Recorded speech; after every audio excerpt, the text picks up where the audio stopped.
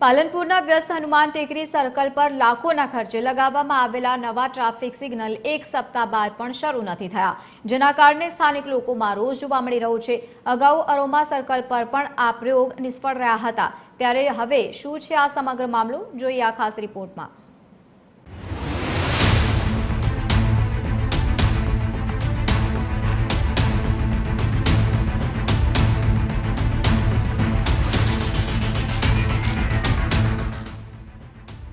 પાલનપુરનું હનુમાન ટેકરી સર્કલ શહેરનું સૌથી વ્યસ્ત ટ્રાફિક પોઈન્ટ માનવામાં આવે છે।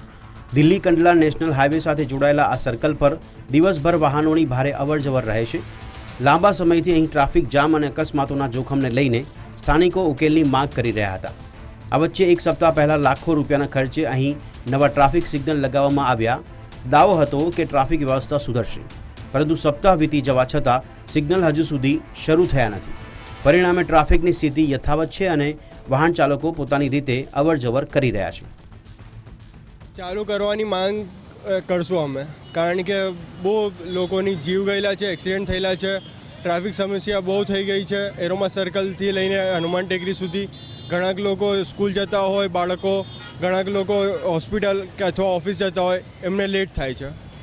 એટલા માટે અમે તંત્રને જાણ કરીએ। ખરેખર ખોટું છે કે ટ્રાફિકના લીધે થાય છે। અમુક લોકો સ્પીડિંગ કરતા હોય, અમુક લોકો વહેલા જવાની કોશિશ કરતા હોય, એના માટે અકસ્માત થતા હોય। સ્થાનિકોનું કહેવું છે કે પાલનપુરમાં પહેલો એવો કિસ્સો નથી।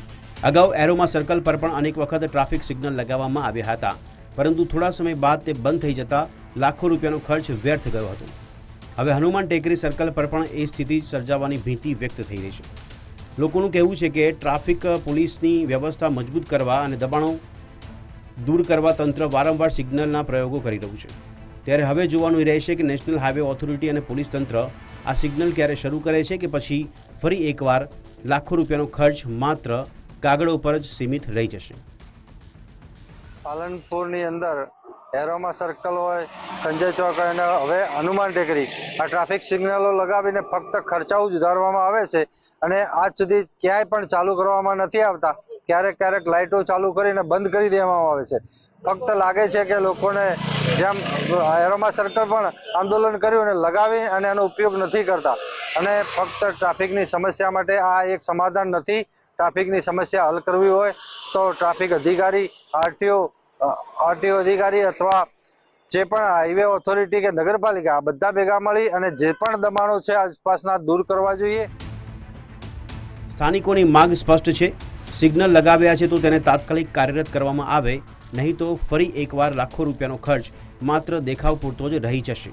આ ચર્ચા વચ્ચે હવે સૌની નજર તંત્રના આગામી પગલાં પર છે।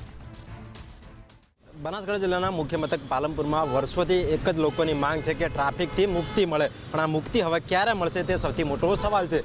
અત્યારે ટીવી 13ની ટીમ પહોંચી છે પાલનપુર હનુમાન ટેકરી, જે દિલ્હીથી નેશનલ હાઈવે કંડલાને જોડતો હાઈવે છે, અને હાઈવે ઉપર વર્ષોથી એક જ સમસ્યા છે, ટ્રાફિક અને ટ્રાફિક। હું આપણે સીધા દ્રશ્ય બતાવીશ કે આ ટ્રાફિકનો જે હનુમાન ટેકરી છે, આ ટ્રાફિક સમસ્યા વર્ષોથી છે ને આ ટ્રાફિકને લઈને મુક્તિ મળે તે માટે ટ્રાફિક સિગ્નલ તો લગાવ્યા છે, પણ હજુ સુધી આ ટ્રાફિક સિગ્નલ ચાલુ નથી કરે। એટલે લોકોની એક જ માંગ છે કે આ ટ્રાફિક સિગ્નલ ક્યારે ચાલુ થશે। જો કે આ ટ્રાફિક સિગ્નલ અત્યારે તો લગાવ્યા છે, પણ ત્યારે ક્યાંક ને ક્યાંક ધૂળ ખાઈ રહ્યા છે કે હું આપણે સીધા દ્રશ્ય બતાવીશ કે આ ટ્રાફિક સિગ્નલ ચારે બાજુ લગાવે છે, પણ ત્યારે ધૂળ ખાઈ છે। બીજી તરફ આ લોકો પણ ત્યારે ટ્રાફિકમાંથી તાઈ મામ પુકારે। એટલે બીજી તરફ વાત કરવામાં આવે તો આ ટ્રાફિકમાં ઘણી બધી એમ્બ્યુલન્સ પણ ફસાઈ છે, તો ઘણા બધા અકસ્માત પણ થયા છે। એટલે મોટા ભાગે ઘણા નિર્દોષે પોતાનો જીવ પણ ગુમાવે છે। એટલે ક્યાંક ને ક્યાંક પાલનપુર વાસીઓને આ ટ્રાફિકમાંથી ક્યારે મુક્તિ મળશે તે સૌથી મોટો સવાલ છે। વિક્રમ ઠાકોર, ટીવી 13, બનાસકાંઠા।